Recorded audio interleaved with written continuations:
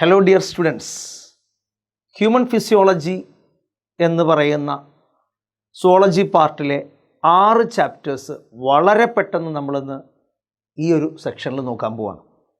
അതിൽ ഏറ്റവും ഇമ്പോർട്ടൻ്റ് ആയ ടോപ്പിക്കാണ് നമ്മളിന്നിവിടെ ഡിസ്കസ് ചെയ്യുന്നത്. ശ്രദ്ധിക്കാം. ഫസ്റ്റ് നമ്മൾ എടുക്കുന്നത് breathing and exchange of gases. അതിലാദ്യം നമുക്ക് പഠിക്കേണ്ടത് എന്താണ് ഇൻസ്പിറേഷൻ, എന്താണ് എക്സ്പിറേഷൻ. ഇവ തമ്മിലുള്ള ഡിഫറൻസുകളാണ് ആദ്യം ഞാനിവിടെ പറയുന്നത്. ആദ്യം ഇൻസ്പിറേഷനിൽ ഇൻട്രാ പൾമോണറി പ്രഷർ എന്ന് പറയുന്നത് അറ്റ്മോസ്ഫിയറിക് പ്രഷറിനേക്കാളും കുറവാകുമ്പോൾ മാത്രമാണ് ഇൻസ്പിറേഷൻ നടത്തുക. അതായത് ലങ്സിനകത്തുള്ള പ്രഷർ പുറമേയുള്ള പ്രഷറിനേക്കാളും കുറവാണെങ്കിലാണ് ഇൻസ്പിറേഷൻ നടത്തുക. എക്സ്പിറേഷൻ അങ്ങനെയല്ല, ലങ്സിനകത്തുള്ള പ്രഷർ പുറമേയുള്ള പ്രഷറിനേക്കാളും കൂടുതലാണെങ്കിൽ എക്സ്പിറേഷൻ നടത്തും. ഇൻസ്പിറേഷനിൽ ഡയഫ്രം എന്ന് പറയുന്നത് കൺട്രാക്റ്റ് ചെയ്യും, എക്സ്പിറേഷനിലാകട്ടെ ഡയഫ്രം റിലാക്സ് ചെയ്യും. ഇൻസ്പിറേഷനിൽ എക്സ്റ്റേണൽ ഇൻ്റർകോസ്റ്റൽ മസിൽസ് കൺട്രാക്റ്റ് ചെയ്യും, ഇവിടെ എക്സ്പിറേഷനിൽ ഇൻ്റർകോസ്റ്റൽ മസിൽസ് റിലാക്സ് ആകും. ഇവിടെ തൊറാസിക് വോളിയം ഇൻക്രീസ് ആകുന്നു, അതിനനുസരിച്ച് പൾമോണറി പ്രഷർ കുറയും, അപ്പോൾ എയർ ഉള്ളിലേക്ക് കടക്കും. ഇവിടെ നേരെ തിരിച്ച് തൊറാസിക് വോളിയം ഡിക്രീസ് ആകുന്നു, അപ്പോൾ പൾമോണറി പ്രഷർ കൂടും, അപ്പോൾ എയർ പുറത്തേക്ക് മൂവ് ചെയ്യും. നോക്കിക്കോളൂ, ഓരോന്നും ഞാൻ പറയാം. ഇൻസ്പിറേഷനിൽ ഇൻട്രാ പൾമോണറി പ്രഷർ പുറമേയുള്ള പ്രഷറിനേക്കാളും കുറവാണെങ്കിലാണ് ഇൻസ്പിറേഷൻ നടത്തുക. ഡയഫ്രം കൺട്രാക്റ്റ് ചെയ്യും, എക്സ്റ്റേണൽ ഇൻ്റർകോസ്റ്റൽ മസിൽസ് കൺട്രാക്റ്റ് ചെയ്യും, തൊറാസിക് വോളിയം ഇൻക്രീസ് ചെയ്യും, പൾമോണറി പ്രഷർ കുറയും, എയർ ഉള്ളിലേക്ക് കടക്കും. ഇതിന് നേരെ ഓപ്പോസിറ്റാണ് എക്സ്പിറേഷനിൽ. ഇൻട്രാ പൾമോണറി പ്രഷർ പുറമേയുള്ള പ്രഷറിനേക്കാളും കൂടുതലായിരിക്കും.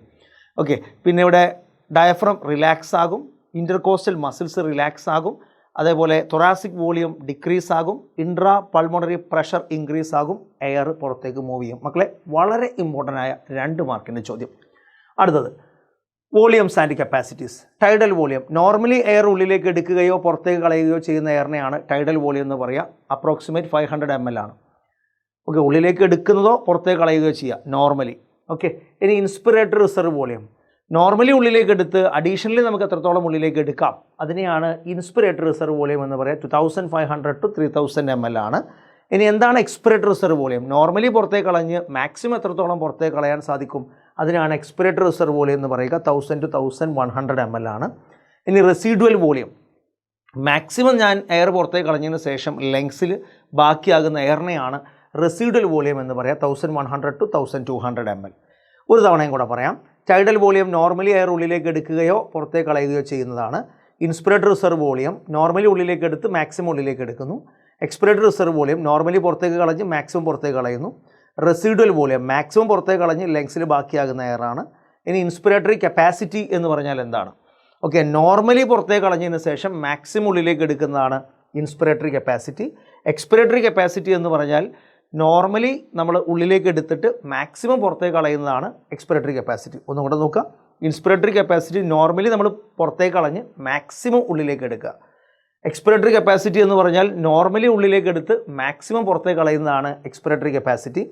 ഫങ്ഷണൽ റെസിഡ്വൽ കപ്പാസിറ്റി, നമ്മൾ നോർമലി എയർ പുറത്തേക്ക് കളഞ്ഞ് ലങ്സിൽ ബാക്കിയാകുന്ന എയറാണ്. ഇപ്പോൾ ഈ റെസിഡ്വൽ വോളിയവും ഈ ഫങ്ഷണൽ റെസിഡ്വൽ കപ്പാസിറ്റിയും തമ്മിലുള്ള വ്യത്യാസം, ഇവിടെ റെസിഡ്വൽ വോളിയത്തിൽ മാക്സിമം എയർ പുറത്തേക്ക് കളഞ്ഞ് ലങ്സിൽ ബാക്കിയാകുന്ന എയറാണ്. ഓക്കെ, ഇവിടെ അങ്ങനെയല്ല, നോർമലി പുറത്തേക്ക് കളഞ്ഞ് ലങ്സിൽ ബാക്കിയാകുന്ന എയറിനെയാണ് ഫങ്ഷണൽ റെസിഡ്വൽ കപ്പാസിറ്റി എന്ന് പറയുക. ഇനി എന്താണ് വൈറ്റൽ കപ്പാസിറ്റി? മാക്സിമം ഉള്ളിലേക്ക് എടുക്കുക, അതേപോലെ മാക്സിമം പുറത്തേക്ക് കളയുക. ഇനി ടോട്ടൽ ലങ് കപ്പാസിറ്റി, മാക്സിമം ഉള്ളിലേക്ക് എടുത്തിട്ട് ലങ്സിൽ എത്രത്തോളം എയർ ഉണ്ട് നടക്കുന്നതാണ് ടോട്ടൽ ലങ് കപ്പാസിറ്റി. ഇത്രയാണ് നമുക്ക് വോളിയംസും കപ്പാസിറ്റീസും പഠിക്കാനുള്ളത്. ഇതിൻ്റെ ഇക്വേഷനും നിങ്ങൾ ഇതേപോലെ പഠിക്കണം, വളരെ ഇമ്പോർട്ടൻ്റ് ആണ്. ഇനി നമുക്ക് പഠിക്കാനുള്ളത് transport of gases. Oxygen transport നോക്കൂ. 97% ഓക്സിജൻ കൊണ്ടുപോകുന്നത് ഓക്സി ഹീമോഗ്ലോബിൻ ആണ്. 3% ഓക്സിജൻ കൊണ്ടുപോകുന്നത് ഡിസോൾഡ് സ്റ്റേറ്റ് ഇൻ പ്ലാസ്മ. ഇതേപോലെ കാർബൺ ഡയോക്സൈഡ് ട്രാൻസ്പോർട്ട് നോക്കുക. 20 to 25% കാർബമിനോ ഹീമോഗ്ലോബിൻ ആയിട്ടാണ് കൊണ്ടുപോകുക. 70% കൊണ്ടുപോകുന്നത് ബൈകാർബോണേറ്റ് അയോൺ ആയിട്ടാണ്. 7% കൊണ്ടുപോകുന്നത് ഡിസോൾഡ് സ്റ്റേറ്റ് ഇൻ പ്ലാസ്മ എന്നുള്ള രൂപത്തിലാണ്. ഓക്കെ, അപ്പോൾ ഇത് നമുക്ക് വളരെ ഇമ്പോർട്ടൻ്റ് ആണ്. മുൻ വർഷങ്ങളിൽ ചോദിച്ച ചോദ്യമാണിത്, പ്രത്യേകിച്ച് കാർബൺ ഡയോക്സൈഡ് ട്രാൻസ്പോർട്ട്. ഇനി നമുക്ക് പഠിക്കാനുള്ളത് ഈ ഒരു ഓക്സിജൻ ഡിസോസിയേഷൻ കർവാണ്. ആദ്യമേ നമുക്ക് ചോദിക്കും എന്താണ് ഈ കർവ് എന്ന് ചോദിക്കും. എന്താണ് ഈ ഗ്രാഫ് കൊണ്ട് ഉദ്ദേശിക്കുന്നത് എന്ന് ചോദിച്ചാൽ ഓക്സിജൻ ഡിസോസിയേഷൻ കർവ് ഒരു ചോദ്യം. ഓക്കെ, രണ്ടാമത്തത് ഇതിൻ്റെ എക്സ് ആക്സിസിൽ എന്താണ്? Partial pressure of oxygen. Y ആക്സിസിൽ percentage saturation of haemoglobin with oxygen. ഇവിടെ പാർഷ്യൽ പ്രഷർ ഓഫ് ഓക്സിജൻ, ഇവിടെ percentage saturation of haemoglobin with oxygen 2 പോയിൻ്റായി. ഇനി നമുക്കിവിടെ കിട്ടിയിരിക്കുന്ന കർവ് ഏതാണെന്ന് ചോദിക്കും. സിഗ്മോയിഡ് കർവാണ് കിട്ടിയിരിക്കുന്നത്, മൂന്നാമത്തെ പോയിന്റ്. ഓക്കെ, നാലാമത്തെ ഒരു ചോദ്യം എന്താണെന്ന് വെച്ച് കഴിഞ്ഞാൽ what are the factors affecting oxygen dissociation curve. ഈ കർവിൽ ചേഞ്ച് സംഭവിക്കുന്ന എന്തെല്ലാം കാരണങ്ങളെ കൊണ്ട്? Temperature, pH, PCO2, PO2. കേട്ടല്ലോ, ഈ 4 കാരണങ്ങളെ കൊണ്ടാണ് ഈ ഓക്സിജൻ ഡിസോസിയേഷൻ കർവിനെ എഫക്റ്റ് ചെയ്യുന്ന ഫാക്ടേഴ്സുകൾ. ഒന്ന് temperature, pH, PO2, PCO2. Okay, ഇത് 4 കാരണങ്ങളാണ് ഈ ഓക്സിജൻ ഡിസോസിയേഷൻ കർവിനെ എഫക്റ്റ് ചെയ്യുന്നത് എന്നുള്ളത് പഠിക്കണം. പിന്നെ നമുക്ക് പഠിക്കാനുള്ളതാണ് ഈ ഒരു പിക്ചർ. ഈ ഒരു പിക്ചർ നമ്മുടെ ടെക്സ്റ്റ് ബുക്കിൽ, പഴയ ടെക്സ്റ്റ് ബുക്ക് ആണെങ്കിൽ 273-ാമത്തെ പേജ്, ഫിഗർ നമ്പർ 17.4. ഇത് മിക്കപ്പോഴും നമുക്ക് വരുന്നത് ഈ ലേബൽ ചെയ്യാനാണ് വരിക. അപ്പോൾ ഇത് നോക്കൂ, ഇത് 3 ലെയറാണ്. ഇത് സ്ക്വാമസ് എപ്പിത്തീലിയം ഓഫ് ആൽവിയോളൈ. ഇതാ സ്ക്വാമസ് എപ്പിത്തീലിയം ഓഫ് ആൽവിയോളയാണ്. രണ്ടാമത്തെ എൻഡോത്തീലിയം ഓഫ് ബ്ലഡ് വെസലാണ് ഇത്. ഇതിനിടയിലുള്ളതാണ് ബേസ്മെൻറ്റ് മെംബ്രെയിൻ. കണ്ടോ, ഇത് 3 ഇവിടെ കൊടുത്തിട്ടുണ്ട്. Squamous epithelium, endothelium, basement membrane. ഇത് ബ്ലഡ് ആയതുകൊണ്ടാണ് ഇവിടെ റെഡ് ബ്ലഡ് സെൽസ് കൊടുത്തിരിക്കുന്നത്. ഇത് ആൽവിയോളർ ക്യാവിറ്റി, ഇത് ബ്ലഡ് കാപ്പിലറി. മക്കളെ ഇത് ലേബൽ ചെയ്യാൻ പഠിക്കണം. ഇതിൽ ഇൻവോൾവ് ആയിരിക്കുന്ന ഒരു ബയോളജിക്കൽ പ്രോസസ് ഏതാണെന്ന് വെച്ചാൽ ഡിഫ്യൂഷനാണ്. ഇപ്പോൾ എയർ ഉള്ളിലേക്ക് കടന്നു കഴിഞ്ഞാൽ ഡിഫ്യൂഷൻ വഴിയാണ് ബ്ലഡിലേക്ക് കടക്കുക. അപ്പോൾ ഡിഫ്യൂഷനാണ് ഇതിൽ ഇൻവോൾവ് ചെയ്തിരിക്കുന്ന ബയോളജിക്കൽ പ്രോസസ്സ്. ഇതും കൂടെ പഠിക്കാം. നോക്കാം അടുത്ത chapter, body fluids and circulation. അതിൽ നമുക്ക് ആദ്യം പഠിക്കാനുള്ളത് ബ്ലഡിനെ കുറിച്ചാണ്. ബ്ലഡിൽ 2 കോമ്പോസിഷനാണുള്ളത്, പ്ലാസ്മയും ഉണ്ട്, ഫോംഡ് എലമെൻസും ഉണ്ട്. ഫോംഡ് എലമെൻസുകൾ RBC, WBC, പ്ലേറ്റ്ലെറ്റ്. WBC തന്നെ 2ആയിട്ട് ഡിവൈഡ് ചെയ്തിരിക്കുന്നു. ഗ്രാനുലോസൈറ്റും ഉണ്ട്, എ ഗ്രാനുലോസൈറ്റും ഉണ്ട്. ഗ്രാനുലോസൈറ്റുകൾ തന്നെ 3ആയിട്ട് ഡിവൈഡ് ചെയ്തിട്ടുണ്ട്, ന്യൂട്രോഫിൽ, ഈസിനോഫിൽ, ബേസോഫിൽ. ന്യൂട്രോഫിലിൻ്റെ function phagocytic, eosinophil associate allergic reaction and resist infection, basophil inflammatory reaction. ഇനി എ ഗ്രാനുലോസൈറ്റുകൾ മോണോസൈറ്റും ഉണ്ട്, ലിംഫോസൈറ്റും ഉണ്ട്. മോണോസൈറ്റ് ഫാഗോസൈറ്റിക് ആണ്, ലിംഫോസൈറ്റ് എന്ന് പറഞ്ഞാൽ ഇമ്മ്യൂണിറ്റിയാണ്. അപ്പോൾ ഒരു തവണയും കൂടെ ഞാൻ പറയാം, neutrophil phagocytic, eosinophil allergic reaction resist infection, basophil inflammatory reaction, monocyte phagocytic, lymphocyte immunity. കേട്ടല്ലോ, വളരെ ഇമ്പോർട്ടൻ്റ് ആയിട്ടുള്ള ഒരു ഭാഗമാണിത്. ഇനി നമുക്ക് പഠിക്കാനുള്ളത് നോഡൽ ടിഷ്യൂ. നോഡൽ ടിഷ്യൂവിൻ്റെ ഫങ്ഷൻസ് എന്താണെന്ന് വെച്ച് കഴിഞ്ഞാൽ ഓട്ടോ എക്സൈറ്റബിൾ, മയോജനിക്. ഓട്ടോ എക്സൈറ്റബിളും ആണ്, മയോജനിക് ആണ് എന്നുള്ളത് പഠിക്കണം. ഇനി ഇവിടെ ഏതൊക്കെയാണ് നോഡൽ ടിഷ്യൂ എന്ന് നോക്കാം. SA നോഡ് ഉണ്ട്, AV നോഡ് ഉണ്ട്. ഇതാണ് SA നോഡ് ഇവിടെ തന്നിട്ടുണ്ട്, AV നോഡ്. പിന്നെ ഇതാ അടുത്ത് തന്നിരിക്കുന്നത് SA node, AV node, bundle of His, right left bundle branch, Purkinje fibres. അത് നിങ്ങൾ ഓർഡറിൽ തന്നെ പഠിക്കണം. SA node, AV node. Okay, പിന്നെ വരുന്നത് bundle of His, right left bundle branch, Purkinje fibres. ഇത്രയാണ് നമുക്ക് നോഡൽ ടിഷ്യൂവിലുള്ളത്. പിന്നെ ഈ ഫിഗറിൽ കൊടുത്തിരിക്കുന്ന ലേബലിംഗ് ഒക്കെ നിങ്ങൾ പഠിക്കേണ്ടതുണ്ട്, വളരെ ഇമ്പോർട്ടൻ്റ് ആണ്. ഇതുകൂടാതെ SA നോഡിനെ എന്തുകൊണ്ടാണ് പേസ് മേക്കർ എന്ന് പറയുന്നത് എന്ന് പഠിക്കണം. Sinoatrial node is called pacemaker. Why it is called pacemaker? Because it initiate the heartbeat. ഒരു ഹാർട്ട് ബീറ്റ് തുടങ്ങുന്നത് ഈ ഒരു പോയിന്റിലായതുകൊണ്ട് തന്നെയാണ് ഇതിനെ നമ്മൾ pacemaker of the heart എന്ന് പറയും. ഇതാണ് നോഡൽ ടിഷ്യൂവിൽ നമുക്ക് പഠിക്കാനുള്ളത്. ഇനി നമുക്ക് ഇതിൽ പഠിക്കാനുള്ളത് ഡിസോർഡേഴ്സ് ഓഫ് ഹാർട്ടാണ്. Hypertension. ഹൈപ്പർ ടെൻഷൻ എന്ന് പറഞ്ഞാൽ ഇൻക്രീസ്ഡ് ബ്ലഡ് പ്രഷർ, അതായത് 140/90 mmHg അല്ലെങ്കിൽ അതിൽ കൂടുതൽ. ഓക്കെ, ഇങ്ങനെയാണെങ്കിലാണ് നമ്മൾ എന്ത് പറയുക, ഹൈപ്പർ ടെൻഷൻ എന്ന് പറയാം. 140/90 അല്ലെങ്കിൽ അതിന് കൂടുതൽ ബ്ലഡ് പ്രഷർ വരികയാണെങ്കിലാണ് നമ്മൾ ഹൈപ്പർ ടെൻഷൻ എന്ന് പറയുക. ഓക്കെ, ഇത് ഈ ഒരു ബ്ലഡ് പ്രഷർ അളക്കാൻ വേണ്ടി യൂസ് ചെയ്യുന്ന ഇൻസ്ട്രുമെൻറ്റിന് പറയുന്ന പേരാണ് സ്ഫിഗ്മോ manometer.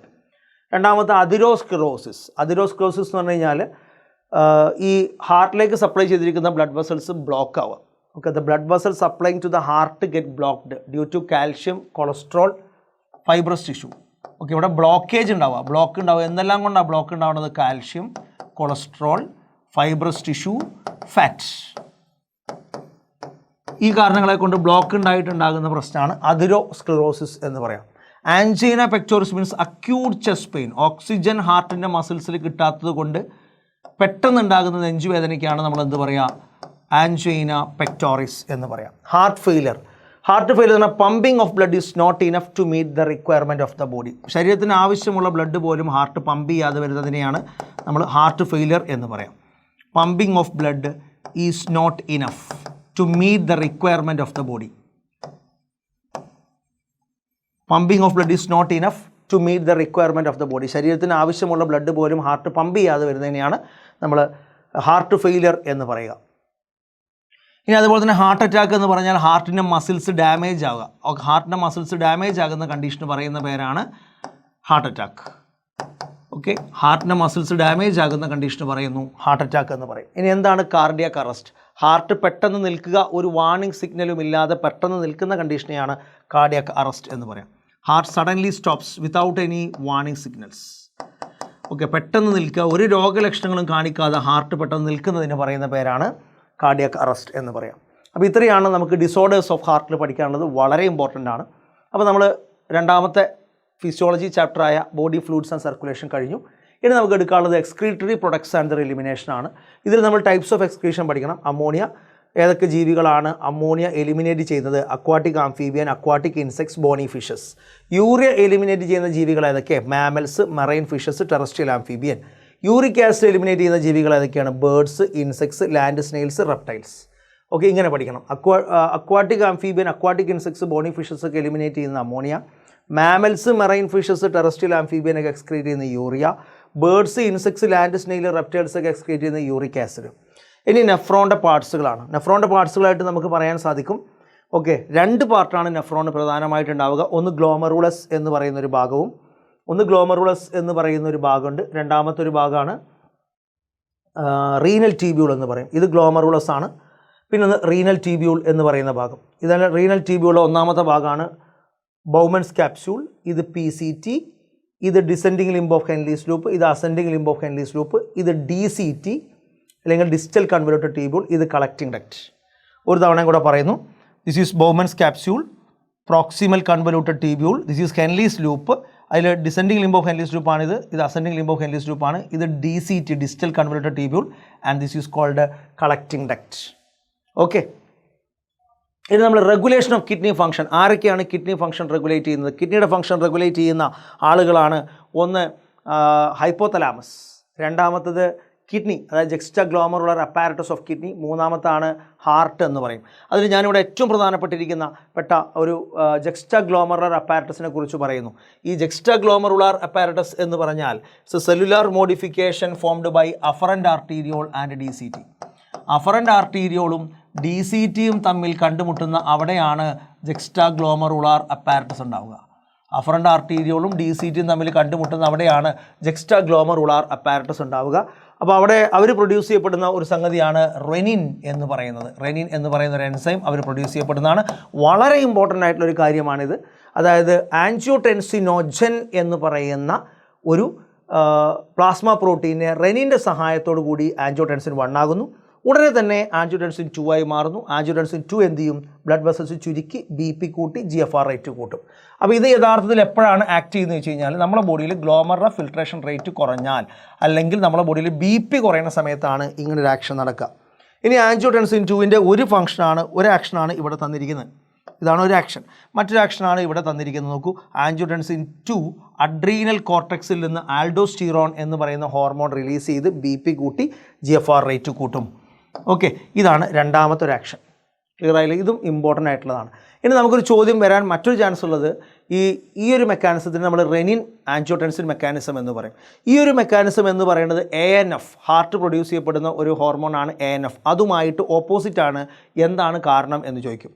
That means renin angiotensin mechanism is antagonistic. ഈ റെനിൻ ആൻജിയോടെൻസിൻ മെക്കാനിസം എന്ന് പറയുന്നത് ഓപ്പോസിറ്റ് ആണ് ഹാർട്ട് പ്രൊഡ്യൂസ് ചെയ്യപ്പെടുന്ന ANFുമായിട്ട്. എന്താണ് കാരണം? കാരണം എന്താ വെച്ച് കഴിഞ്ഞാൽ റെനിൻ ആൻജിയോടെൻസിൻ മെക്കാനിസം GFR കുറയുമ്പോൾ ആക്ട് ചെയ്യുന്നതാണ് renin angiotensin mechanism. ANF mechanism എന്ന് പറഞ്ഞാൽ GFR റേറ്റ് കൂടുമ്പോൾ ആക്ട് ചെയ്യുന്നതാണ്. വ്യത്യാസം മനസ്സിലായോ? ഇനി മാത്രമല്ല, ഈ റെനിൻ ആൻജിയോടെൻസിൻ മെക്കാനിസത്തിൽ ബ്ലഡ് വെസൽസ് കൺസ്ട്രിക്റ്റ് ചെയ്യുകയാണ് ചെയ്യുക. ബ്ലഡ് വെസൽസ് ചുരുക്കും. ANFൽ ബ്ലഡ് വെസൽസ് ഡയലേറ്റ് ചെയ്യും. ഓക്കെ, ബ്ലഡ് വെസൽസ്, അതായത് വാസോ ഡയലേഷൻ, ഇവിടെ വാസോ കൺസ്ട്രിക്ഷൻ. ഇനി ഇവിടെ BP കൂട്ടും, ഇവിടെ BP കുറക്കും. വ്യത്യാസം മനസ്സിലായില്ലേ? അപ്പോൾ എന്താണ് റെനിൻ ആൻജിയോടെൻസിൻ മെക്കാനിസവും ANFും തമ്മിലുള്ള വ്യത്യാസം?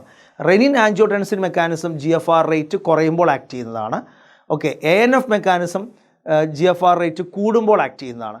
ഇവിടെ വാസോ കൺസ്ട്രിക്ഷൻ, ഇവിടെ വാസോ ഡയലേഷൻ. ഇവിടെ BP കൂട്ടും, ഇവിടെ BP കുറക്കും. That's a difference.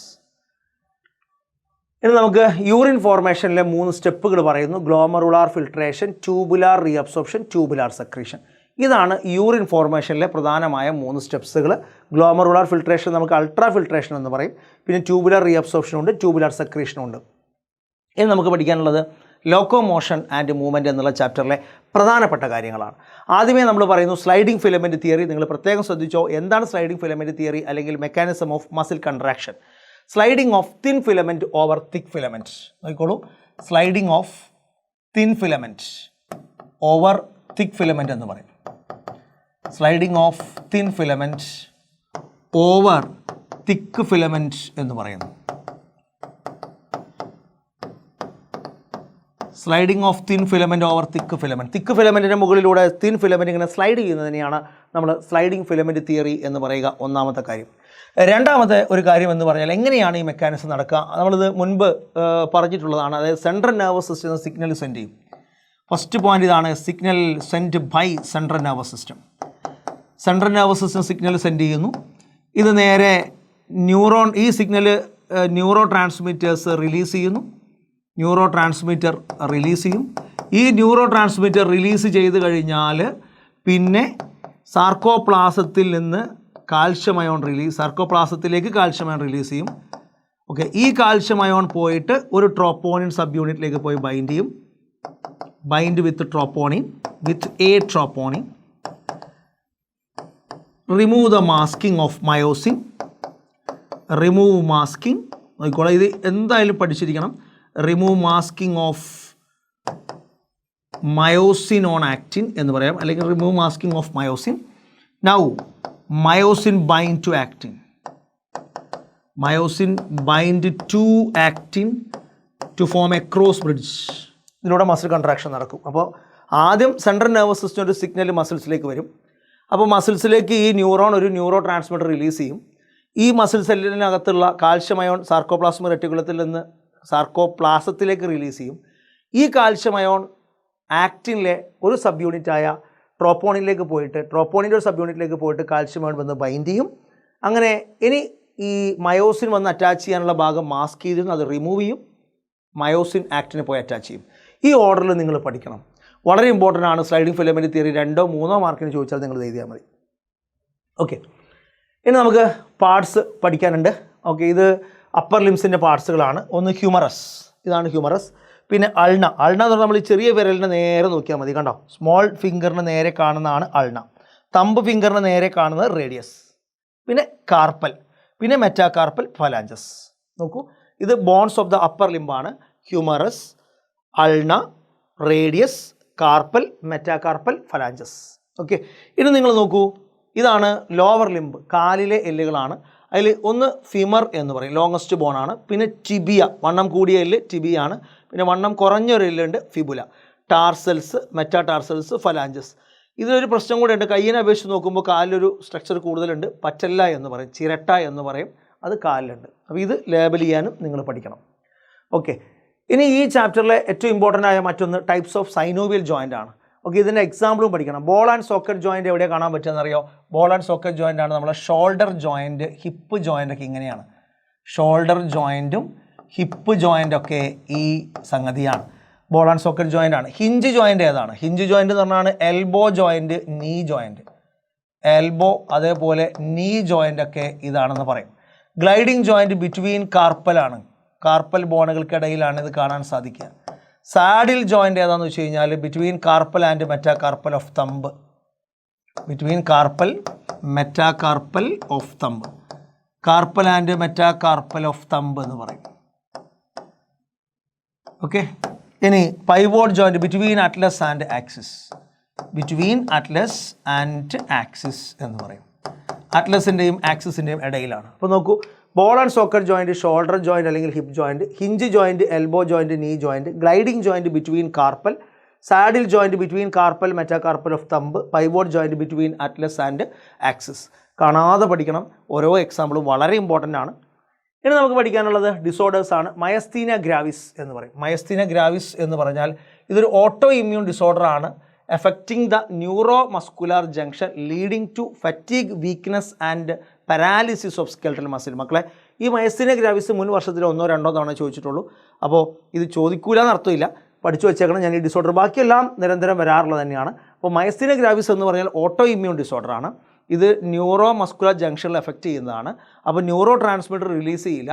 അപ്പോൾ റിലീസ് ചെയ്ത ന്യൂറോ ട്രാൻസ്മിറ്റർ തന്നെ ഒരുപക്ഷെ ആ മസിൽസിലെ റിസപ്റ്ററിലേക്ക് ബൈൻഡ് ചെയ്യാൻ കഴിയാത്തൊരവസ്ഥ വരും. അങ്ങനെ വരുന്ന കണ്ടീഷനാണ് മയസ്തീനിയ ഗ്രാവിസ്. ഇതൊരു autoimmune disorder, neuro muscular ജംഗ്ഷനിൽ ബാധിക്കും. ഇതിൻ്റെ റിസൾട്ട് എന്താണെന്ന് വെച്ച് കഴിഞ്ഞാൽ ഫാറ്റീഗ്, ക്ഷീണം ഉണ്ടാകും, വീക്കാകും, പാരാലിസിസ്, കുഴഞ്ഞു പോകും എന്നൊക്കെ പറയും. ഇനി ടെറ്റനസ്, കാൽഷ്യം കുറയുമ്പോൾ മസിൽസ് ടൈറ്റ് ആകുന്ന കണ്ടീഷനെയാണ് നമ്മൾ ടെറ്റനി എന്ന് പറയുക. ഒരുപാട് ക്വസ്റ്റ്യൻ പേപ്പറിൽ വന്നതാണ്. Rapid spasm of muscle. നോക്കൂ, rapid spasm of muscle due to low calcium. Rapid spasm of muscle due to low calcium concentration. Muscular dystrophy, ഇത് degeneration of skeletal muscle. Skeletal muscles നശിച്ചു പോകുന്ന ഒരു കണ്ടീഷനാണിത്. ഡീജനറേഷൻ ഓഫ് സ്കെലിറ്റൽ മസിൽ എന്ന് പറയും. Skeletal muscles നശിച്ചു പോകുന്ന ഒരു കണ്ടീഷനാണിത്. ഇനി ഗൗട്ട് എന്ന് പറഞ്ഞാൽ ശരിക്കിത് ജോയിൻറ്റുകൾക്ക് വരുന്ന ഇൻഫ്ലമേഷനാണ്. ജോയിൻറ്റിൽ വരുന്ന ഇൻഫ്ലമേഷൻ. പക്ഷേ ഇതിന് കാരണമുണ്ട്. ഇത് യൂറിക് ആസിഡ് ക്രിസ്റ്റലായിരിക്കും. യൂറിക് ആസിഡിൻ്റെ കാരണത്താൽ ജോയിൻറ്റുകളിൽ നീര് വെക്കുന്ന കണ്ടീഷനെയാണ് നമ്മൾ എന്തെന്ന് പറയുക, ഗൗട്ട്. ഇതേപോലെ ജോയിൻറ്റുകൾക്ക് വരുന്ന ഇൻഫ്ലമേഷൻ, അത് യൂറിക് ആസിഡ് കൊണ്ടല്ല കേട്ടോ. അപ്പോൾ ജോയിൻറ്റിന് വരുന്ന ഇൻഫ്ലമേഷൻ എന്ന് പറയുകയാണെങ്കിൽ അത് ആർത്രൈറ്റിസ് അല്ലെങ്കിൽ വാദം എന്നൊക്കെ പറയും. പക്ഷേ ഇതേപോലെ ജോയിൻറ്റുകൾക്ക് വരുന്ന ഇൻഫ്ലമേഷനാണ് ഗൗട്ട്, പക്ഷേ അത് യൂറിക് ആസിഡ് ക്രിസ്റ്റൽസ് കൊണ്ടായിരിക്കും. ഇനി ഓസ്റ്റിയോപോറോസിസ്, 4 പോയിൻ്റാണ് ഇവിടെ നിങ്ങൾ ഓർക്കേണ്ടത്. ഏജ് റിലേറ്റഡ് ഡിസോർഡറാണിത്, പ്രായാധിക്യം കൊണ്ടുണ്ടാകുന്നതാണ്. എല്ലിൻ്റെ കനം കുറയുക, ഡിക്രീസ്ഡ് ബോൺ മാസ് എന്ന് പറയും. മറ്റൊന്ന് ഇൻക്രീസ്ഡ് ചാൻസ് ഓഫ് ഫ്രാക്ചർ, പെട്ടെന്ന് എല്ല് പൊട്ടും. നോക്കിക്കോളൂ, ഇൻക്രീസ്ഡ് ചാൻസ് ഓഫ് ഫ്രാക്ചർ എന്ന് പറയും. പിന്നെ വേറെ ഇതിന് കാരണം എന്ന് പറഞ്ഞാൽ it is due to decreased estrogen level. Estrogen level കുറയുന്നതുകൊണ്ടാണ്. ഈസ്ട്രജൻ ലെവൽ കുറയുന്നതുകൊണ്ടാണ് ഈ ഒരു പ്രശ്നം ഉണ്ടാകുന്നത്. ഇത്രയാണ് ഈ ഒരു ഡിസോർഡേഴ്സിൽ പഠിക്കുക. ഇതിലെന്തായാലും നിങ്ങൾ ഏറ്റവും ഇമ്പോർട്ടൻ്റ് ആയിട്ടുള്ളതാണ് ടെറ്റനി, ഗൗട്ട്, ആർത്രൈറ്റിസ്, ഓസ്റ്റിയോപോറോസിസ്. ഒരുപാട് ക്വസ്റ്റ്യൻ പേപ്പറിൽ വന്നതാണ്. ഓക്കെ, ഇനി നമുക്ക് എടുക്കാനുള്ള ചാപ്റ്ററാണ് ന്യൂറൽ കൺട്രോൾ ആൻഡ് കോർഡിനേഷൻ. ഇതിൽ ആദ്യം തന്നെ നമുക്ക് പഠിക്കാനുള്ളത് ഇലക്ട്രിക്കൽ സിനാപ്സും കെമിക്കൽ സിനാപ്സും തമ്മിൽ ഡിഫറൻസ് ആണ്. എന്താ ഇലക്ട്രിക്കൽ സിനാപ്സും കെമിക്കൽ സിനാപ്സും തമ്മിലുള്ള ഡിഫറൻസ്? ഇലക്ട്രിക്കൽ സിനാപ്സിൽ പ്രീ സിനാപ്റ്റിക് ന്യൂറോണും പോസ്റ്റ് സിനാപ്റ്റിക് ന്യൂറോണും അടുത്തടുത്താണ്. ഇമ്പൾസ് കൊടുക്കാൻ പോകുന്ന ന്യൂറോണും അല്ലെങ്കിൽ ഇമ്പൾസ് ഉള്ള ന്യൂറോണും ഇമ്പൾസ് കൊടുക്കാൻ പോകുന്ന ന്യൂറോണുകളും അടുത്തടുത്തായിരിക്കും, ഒട്ടിപ്പിടിച്ച് കിടക്കുക ചെയ്യുക. അതാണ് pre synaptic neuron and post synaptic neuron are close proximity, അടുത്തടുത്താണ്. ഇവിടെ ഒരു ഗ്യാപ്പ് ഉണ്ടാവില്ല, സിനാപ്റ്റിക് ക്ലെഫ്റ്റ് ഉണ്ടാവില്ല. ഇത്തരത്തിലുള്ള ന്യൂറോൺ നമ്മുടെ ബോഡിയിൽ വളരെ റെയറാണ്. ഇതിൻ്റെ സ്പീഡ് വളരെ ഫാസ്റ്റാണ്. ഇലക്ട്രിക്കൽ സിനാപ്സ് കെമിക്കൽ സിനാപ്സിനേക്കാളും സ്പീഡ് കൂടുതലാണ്. ഇനി കെമിക്കൽ സിനാപ്സ് അങ്ങനെയല്ല. 2 ന്യൂറോണുകൾക്കിടയിൽ ഒരു ഫ്ലൂയിഡ് ഫിൽഡ് സ്പേസ് ഉണ്ടാവും, അതാണ് സിനാപ്റ്റിക് ക്ലെഫ്റ്റ്. ഇനി ഇത് നമ്മുടെ ബോഡിയിൽ മോസ്റ്റ് കോമൺ ആണ്. ഇതിൻ്റെ സ്പീഡ് നമ്മൾ ഈ ഇലക്ട്രിക്കൽ സിനാപ്സും വെച്ച് നോക്കുമ്പോൾ സ്ലോ ആണ്. Okay, speed of conduction is slow comparing with electrical synapse എന്ന് പറയും. ഇനി നമുക്ക് പഠിക്കാനുള്ളതാണ് ഈ ഒരു ഫിഗർ. ഈ ഒരു ഫിഗർ ലേബൽ ചെയ്യാൻ ചോദിക്കും. അപ്പോൾ ഇത് ആക്സോൺ ടെർമിനൽ, ഇത് പഠിക്കണം. ഇത് ആക്സോൺ ടെർമിനൽ. പിന്നെ വരുന്ന സിനാപ്റ്റിക് വെസിക്കിൾസ്. സിനാപ്റ്റിക് വെസിക്കിൾസിനെ പിന്നെ അത് കഴിഞ്ഞിട്ട് പിന്നെ pre synaptic membrane, post synaptic membrane. ഇതിനിടയിലുള്ള ഗ്യാപ്പാണ് സിനാപ്റ്റിക് ക്ലെഫ്റ്റ്. അതിനുള്ളിലാണ് ന്യൂറോ ട്രാൻസ്മിറ്റേഴ്സ് ഉണ്ടാവുക, റിസപ്റ്റേഴ്സ്. നോക്കൂ, axon terminal, synaptic vesicles, pre synaptic membrane, synaptic cleft, post synaptic membrane, receptors. ഇത് ലേബൽ ചെയ്യാൻ പഠിക്കണം. പിന്നെ നമുക്ക് പഠിക്കാനുള്ളത് ഹ്യൂമൻ ന്യൂറൽ സിസ്റ്റത്തിൻ്റെ ക്ലാസിഫിക്കേഷനാണ്. നോക്കിക്കോളൂ, സെൻട്രൽ നെർവസ് സിസ്റ്റത്തിൽ ബ്രെയിൻ ഉണ്ട്, സ്പൈനൽ കോഡ് ഉണ്ട്. ബ്രെയിനിൽ തന്നെ fore brain, mid brain, hind brain. Fore ബ്രെയിനിൽ സെറിബ്രം, തലാമസ്, ഹൈപ്പോതലാമസ്. ഓക്കെ, ഇതിൽ സെറിബ്രത്തിൽ ഏറ്റവും ഇമ്പോർട്ടൻ്റ് ആയിട്ട് പഠിക്കേണ്ട ഒരു ഭാഗമാണ് corpus callosum. Corpus callosum 2 cerebral ഹെമിസ്ഫിയറുകൾ തമ്മിൽ കണക്ട് ചെയ്യുന്ന ഒരു ട്രാക്റ്റ് ഓഫ് ഫൈബർ എന്ന് പറയുന്ന പേരാണ് കോർപ്പസ് കലോസം. ഒരുപാട് ക്വസ്റ്റ്യൻ പേപ്പറിൽ വന്നതാണ്. ഈ ഒരു ഫ്ലോ ചാർട്ട് ഇതേപോലെ പഠിക്കുക. ഇത് കൂടാതെ ഈ ഫോർ ബ്രെയിനിൽ സെറിബ്രത്തെക്കുറിച്ച് പഠിക്കുമ്പോൾ സെറിബ്രത്തിൽ ഏറ്റവും പ്രധാനപ്പെട്ടത് ഏതാണ്? കോർപ്പസ് കലോസത്തെക്കുറിച്ച് പഠിക്കണം. പിന്നെ തലാമസ്, ഹൈപ്പോതലാമസ്. ഹൈപ്പോതലാമസിൽ ഏറ്റവും ഇമ്പോർട്ടൻ്റ് ആയിട്ടുള്ളത് ഒന്ന് ടെമ്പറേച്ചർ റെഗുലേറ്റിംഗ് സെൻ്ററാണ്. Urge for eating and drinking, വിശപ്പ്, ദാഹം ഒക്കെ നിയന്ത്രിക്കുന്നത് ഹൈപ്പോതലാമസ് ആണ്. അപ്പോൾ അതും നിങ്ങളിവിടെ ശ്രദ്ധിക്കുക. ഇനി മിഡ് ബ്രെയിനിൽ കോർപ്പോറ ക്വാഡ്രിജെമിന എന്ന് പറയുന്ന ഭാഗമുണ്ട്. ഹൈൻഡ് ബ്രെയിനിൽ വരുന്നതാണ് പോൺസ്, സെറിബെല്ലം, മെഡുല്ല ഒബ്ലോംഗേറ്റ. ഇതിൽ സെറിബെല്ലം നിങ്ങൾ ഓർക്കുക, ഇതാണ് വോളണ്ടറി കൺട്രോൾ അല്ലെങ്കിൽ ബാലൻസ് എന്ന് പറയും. മെഡുല്ലയുടെ ഫംഗ്ഷനാണ്. ഇവരാണ് വൈറ്റൽ സെൻറ്റർ, നമ്മുടെ ബോഡിയിലെ മർമ്മം എന്ന് പറയും. നമ്മളെ സ്റ്റൊമക്കിലെ സെക്രീഷൻസുകൾ, അതേപോലെ നമ്മുടെ ബോഡിയിലെ റെസ്പിറേഷൻ നിയന്ത്രിക്കുന്നത്, അതേപോലെ തന്നെ നമ്മുടെ ബോഡിയിലെ ഹാർട്ട്, അതിനോടനുബന്ധിച്ചുള്ള ബ്ലഡ് വെസൽസിൻ്റെ നിയന്ത്രണമൊക്കെ മെഡുല്ലയാണ്. അപ്പോൾ നിങ്ങളിത് വൈറ്റൽ സെൻറ്ററാണ് മെഡുല്ല എന്നുള്ളത് പഠിക്കാം. ഓക്കെ, ഇനി ഇതിൽ 3 ആളുകൾ, അതായത് മിഡ് ബ്രെയിൻ, അതുപോലെ പോൺസ്, മിഡ് ബ്രെയിന്, പോൺസ്, അതുപോലെ മെഡുല്ല ഒബ്ലോങ്കേറ്റ, ഇവരൊന്നിച്ച് പറയുന്ന പേരാണ് ബ്രെയിൻ സ്റ്റെം. ബ്രെയിൻ സ്റ്റെം എന്ന് പറയും. ഓക്കെ, അപ്പോൾ ഹ്യൂമൻ ന്യൂറൽ സിസ്റ്റത്തിൽ സെൻട്രൽ നെർവസ് സിസ്റ്റം ഉണ്ട്, പെരിഫറൽ നെർവസ് സിസ്റ്റം ഉണ്ട്. സെൻട്രൽ നെർവസ് സിസ്റ്റത്തിൽ ബ്രെയിൻ ഉണ്ട്, സ്പൈനൽ കോഡ് ഉണ്ട്. ഈ ബ്രെയിനിൽ തന്നെ fore brain, mid brain, hind brain. Fore ബ്രെയിനിൽ സെറിബ്രം, തലാമസ്, ഹൈപ്പോതലാമസ്. മിഡ് ബ്രെയിനിൽ കോർപ്പോറ, കോട്രിയ, ജെമിന. ഹൈൻഡ് ബ്രെയിനിൽ പോൺസ്, സെറിബെല്ലം, മെഡുല്ല ഒബ്ലോങ്കേറ്റ. പിന്നെ പെരിഫറൽ നെർവസ് സിസ്റ്റത്തിൽ സൊമാറ്റിക് ന്യൂറൽ സിസ്റ്റവും ഓട്ടോണോമിക് ന്യൂറൽ സിസ്റ്റവും ഉണ്ട്. ഓട്ടോണോമിക് ന്യൂറൽ സിസ്റ്റത്തിലാണ് സിമ്പതറ്റിക്കും പാരാസിമ്പതറ്റിക് നെർവസ് സിസ്റ്റം ഉള്ളത്. ഇത്രയാണ് നിങ്ങൾ ഈ ഒരു ചാപ്റ്ററിൽ പഠിക്കേണ്ടത്. ഇനി നമുക്ക് എടുക്കാനുള്ളത് chemical coordination and integration. Chemical coordination and integration, ഇനി നമ്മൾ ഈ ഒരു ചാപ്റ്ററാണ് ഡിസ്കസ് ചെയ്യാൻ പോകുന്നത്. ആദ്യം തന്നെ ഹൈപ്പോഗ്ലൈസീമിക് ഹോർമോൺ. ഹൈപ്പോഗ്ലൈസീമിക് ഹോർമോൺ ആണ് ഇൻസുലിൻ. ഹൈപ്പർ കാൽസീമിക് ഹോർമോൺ ആണ് പാരാതൈറോയിഡ് ഹോർമോൺ. എമർജൻസി ഹോർമോൺ ആണ് അഡ്രീനാലിൻ, നോർ അഡ്രീനാലിൻ.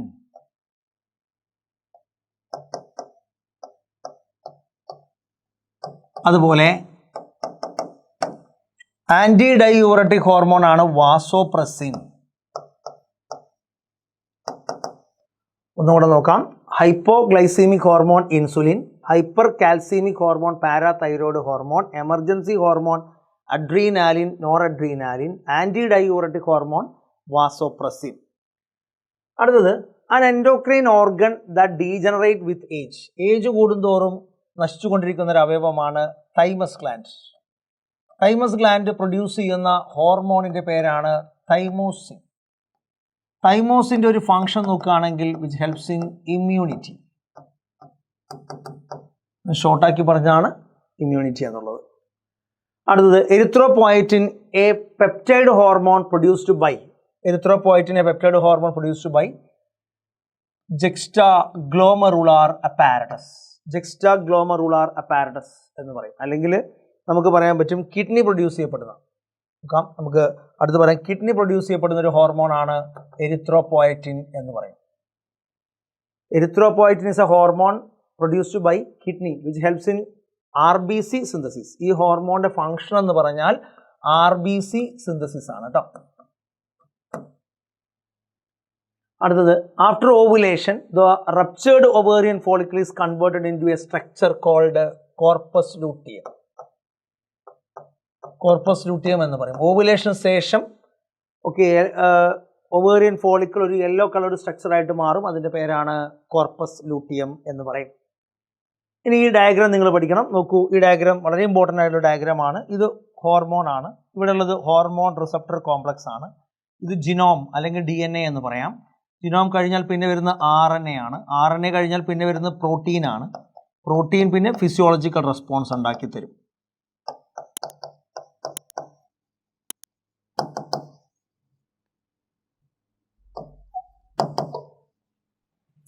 നോക്കിക്കോളൂ, ഇത് ഹോർമോൺ, ഇത് സെൽ മെംബ്രെയിൻ ആണ്, ഇത് ന്യൂക്ലിയർ മെംബ്രെയിൻ ആണ്, ഇത് ഹോർമോൺ റിസപ്റ്റർ കോംപ്ലക്സ് ആണ്, ഇത് ജിനോം അല്ലെങ്കിൽ DNA. DNAയിൽ നിന്ന് RNA ഉണ്ടാകുന്നു, RNAയിൽ നിന്ന് പ്രോട്ടീൻ ഉണ്ടാകുന്നു, പ്രോട്ടീനിൽ നിന്നാണ് ഫിസിയോളജിക്കൽ ചേഞ്ചസ് ഉണ്ടാവുക, പ്രോട്ടീനാണ്. The wall of atrium secrete a very important peptide hormone known as. ഹാർട്ടിൻ്റെ വാൾ ഉണ്ടാക്കുന്ന ഹോർമോണിൻ്റെ പേരാണ് ANF, atrial natriuretic factor എന്ന് പറയും. Name 2 hormone actively participating in regulation of calcium level. Calcium level regulate ചെയ്യുന്ന 2 hormone parathyroid ഹോർമോണും തൈറോ കാൽസിറ്റോണിനുമാണ്. ഏത് ഗ്ലാൻഡുകളാണ് ഇത് സെക്രീറ്റ് ചെയ്യപ്പെടുന്നത്? പാരാതൈറോയിഡ് ഹോർമോൺ ഉണ്ടാക്കുന്നത് പാരാതൈറോയിഡ് ഗ്ലാൻഡാണ്. പാരാതൈറോയിഡ് ഗ്ലാൻഡ് ഉണ്ടാക്കുന്നതാണ് പാരാതൈറോയിഡ് ഹോർമോൺ. അതേപോലെ തന്നെ തൈറോ കാൽസിറ്റോണിൻ ഉണ്ടാക്കുന്നത് തൈറോയിഡ് ഗ്ലാൻഡുമാണ്. ഓക്കെ,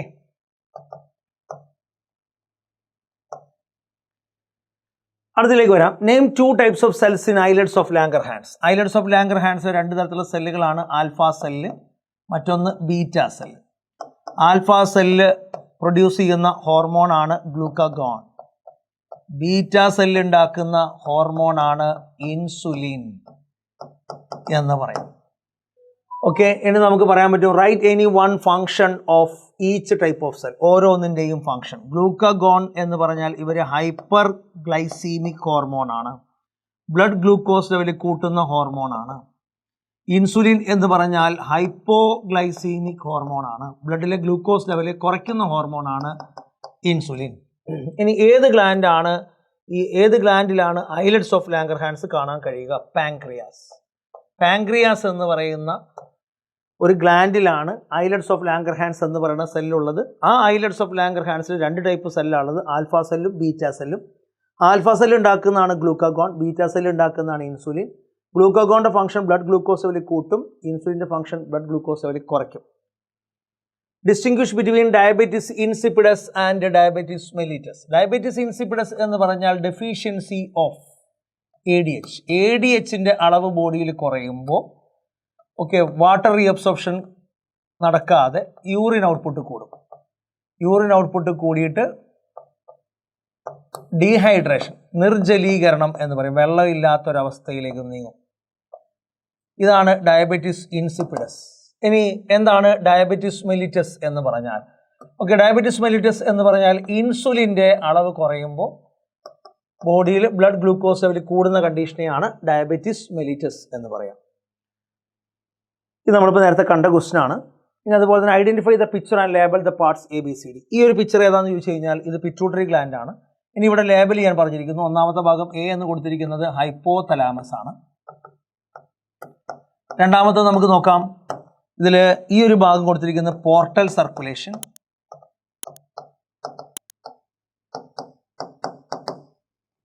മൂന്നാമത് കൊടുത്തിരിക്കുന്നത് പോസ്റ്റീരിയർ പിറ്റ്യൂട്ടറി ആണ്. പിന്നെ തന്നിരിക്കുന്നത് പാർസ് ഇന്റർമീഡിയ. പാർസ് ഇന്റർമീഡിയ എന്ന് പറയുന്ന സംഗതിയാണ് ഈ തന്നിരിക്കുന്നത്. ഓക്കെ, അപ്പോൾ ഈ തന്നിരിക്കുന്ന പിക്ചർ പിറ്റ്യൂട്ടറി ഗ്ലാൻഡിൻ്റെതാണ്. ഇത് ഹൈപ്പോതലാമസ്, ഇത് പോർട്ടൽ സർക്കുലേഷൻ, ഇത് പോസ്റ്റീരിയർ പിറ്റ്യൂട്ടറി, ഇത് പാർസ് ഇന്റർമീഡിയ. ഓക്കെ, ഇനി എക്സ്പാൻഡ് ദ ഫോളോയിങ് ഹോർമോൺ. ഈ തന്നിരിക്കുന്ന ഹോർമോൺ ഒന്ന് എക്സ്പാൻഡ് ചെയ്യാൻ പറയുന്നു. ഒന്ന് TSH, thyroid stimulating hormone. Adreno corticotropic hormone. Atrial natriuretic factor. FSH, follicle stimulating hormone. ശ്രദ്ധിച്ച് കേട്ടോളാം.